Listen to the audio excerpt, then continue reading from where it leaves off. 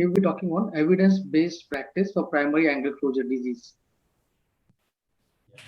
Thank you, Amit. Thank you, AIC. My slide visible? Yeah, visible and audible. So I'll be talking about evidence-based practice for PACD, primary angle closure disease. Now, I just give, this is a very common scenario. Most of the glaucoma specialists see patient refer for second opinion, sometime progression, sometimes just for second opinion, IOP fluctuating, diagnosed open angle glaucoma. But when you do gonioscopy, you realize that their angle closure, the angle closure glaucoma was missed, and that was a reason for the progression. So it's a very misdiagnosed disease, even in Indian scenario. So I'll be talking about management of primary angle closure suspect, primary angle closure, and primary angle closure glaucoma. Now, if you look the worldwide, this is Professor Quigley's data, that angle closure is all over the world is significantly less common than open angle glaucoma, but the blindness is more or less similar. So the risk of blindness is 2.5 times more than open angle glaucoma, and that's why it's more dangerous. And if you treat in the early stage, if you basically diagnose in the early stage, right stage, then we can easily prevent the blindness. The risk factor, and again, I'm not going to go in detail. The age, older age, female, Asian, family history, so genetic association is not proven yet. And ocular features, the narrow angle, shallow axial chamber depth, thick lens, short axial length, hyperopia are the risk factor for the angle closure disease. Now, clinical examination, the Von Erich is a good test, but cannot replace gonioscopy. So if you're too busy, and if you have normal IOP and Von Erich more than grade 2, then you can say patient doesn't have angle closure glaucoma most probably, but still I would not say that replace gonioscopy. The gonioscopy, again, I'm sure that during AIOC, during GSI, we take gonioscopy in depth, so I'm not going to go in detail, but remember that we are, basically want to answer two different questions we have in mind. One angle is occludable, and one, what else is an angle? Both require different examination situation. You must remember that. Otherwise, you'll miss the angle closure. If you just do the full light or indent directly, then you can miss the angle closure and you will diagnose open angle by mistake. So this thing you must remember. The classification based on symptom, mechanism, what we commonly use based ISGO and modified WGA classification, where we say PACS, PAC, and PACG.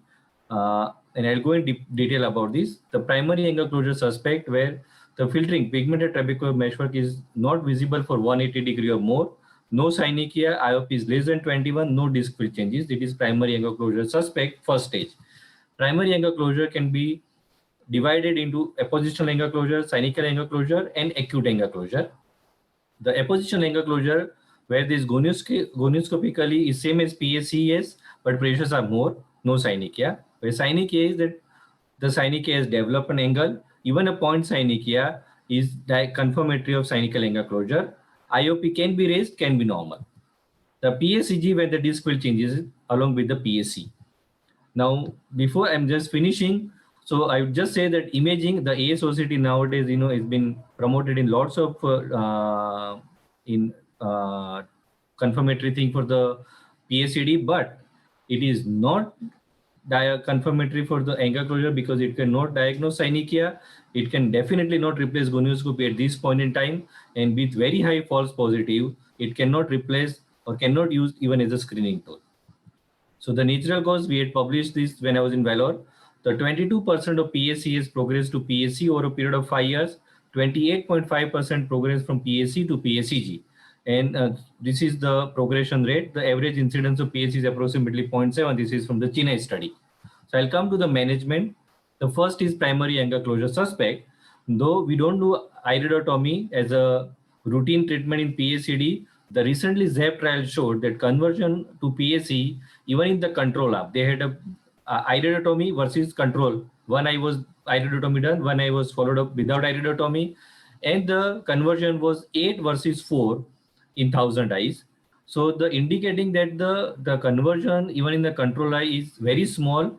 The number needed to treat was more than 50, indicates that all patients of PACS do not require iridotomy. Though certain patients like one-eyed, other eye having PAC or PACG, As I said, family history is plus minus, but risk family history, special situations like repeated dilatation if patient is retinal pathology or logistic issue, we can perform the iridotomy as a in this group of PACS patient. Now PAC iridotomy is must. There are different way we can do iridotomy. I'm not going to go in detail about that. Iridotomy, after 1 week we do gonioscopy. We must look whether the angle is opened up or not, how much synechiae is there. If the patient doesn't have disc field changes, any angle is not opened up, we can perform peripheral iridoplasty or gonioplasty, or in Plato iris, we can also start pilocarpine, or if angle is not opened up, pilocarpine, though pilocarpine 2% causes pupillary meiosis, we must consider that issue also. The lens extraction I'm going to talk little later, because Eagle has come with lots of interesting data. So I try to keep at the end of my talk, but lens extraction can be considered in selected patient.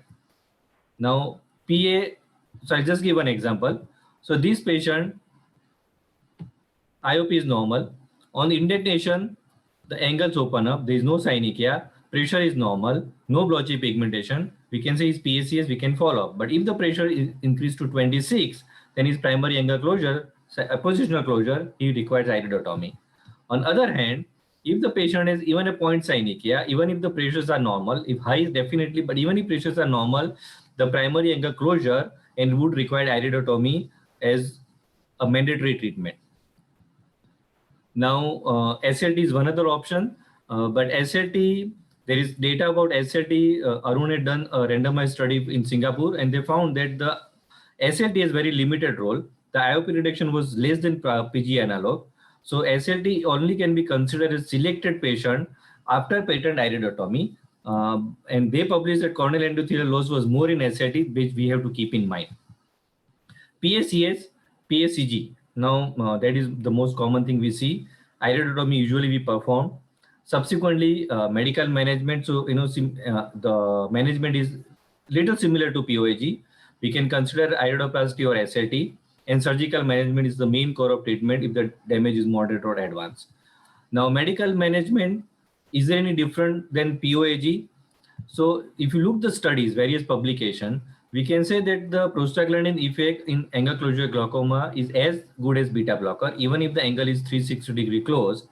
And considering once a day, prostaglandin can be considered as first line of drug in most of the patient if there is no other side effect and cost is not an issue. If the patient is on pilocarpine for whatever reason, then additive effect of prostaglandin analog is limited, only 1.5 millimeter. So in those situations, we can consider other molecules rather than prostaglandin. So the surgical, we have done iridotomy. We can now consider medical therapy. If the pressures advanced damage, if the pressures are too high, we can consider filtering surgery. Now in filtering surgery, we have option of trabeculectomy, combined trabeculectomy with cataract surgery, and lens extraction. So the logic is that the size and position of lens plays a major role in pathogenesis of angle closure. We know this is the old data that the thickness of lens increases with the age.